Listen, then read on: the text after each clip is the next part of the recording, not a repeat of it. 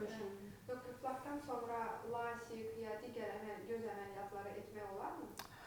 Ümumiyyətlə, bilirsiniz, refraktiv cərrahiyyəni, yəni ki, plak əməliyyatdan sonra ya öncə həyata keçirmək mümkündür. Əksər insanlar artıq hani ki, lazer əməliyyatlarını, yəni ki, refraktiv əməliyyatları həyata keçirdilər, yəni ki, eksimer lazerlə və orada onların kəsiyinə görə hansı ki, əməliyyat olunur, flak əməliyyatında biz kəsiyi daha dərin edirik.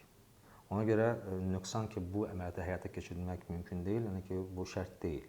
Və yana da ki, siz flak əməliyyatını eləmisiniz və gələcəkdə siz istəyirsiniz eləmək refraktiv cərrahiyyəni, o da mümkündür. Katarakta, qlokoma elə Bu suala mənə çox veriblər kataraktaya görə və həkimlər artıq vurğulayırlar ki, yəni ki, bəs bəbəyi genişləndirmək lazımdır, yəni ki, gərək olsun 8 mm ya 7 mm və flakdan sonra sizin bəbəyinizin genişlənməsi, yəni ki, genişlənir, amma sizin optik zonanız, yəni ki, olur 5 mm yarım.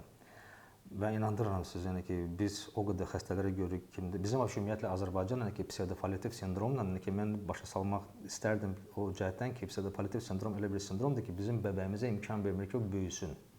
Və yaxşı cərrahlar, yəni ki, bəbəyi geniş etməyərək, artıq ona görə ki, bəbək genişlənmir, yəni ki, yaxşı cərrah, yəni ki, bu əməliyyatı həyata keçirə bilər rahat. 3 mm-da, 4 mm-da sizə 5 mm verilirsə, yaxşı cərrah, yəni ki, əli yaxşı olan cərrah, yəni ki, bu əməliyyatı həyata keçirəcək rahatlıqla.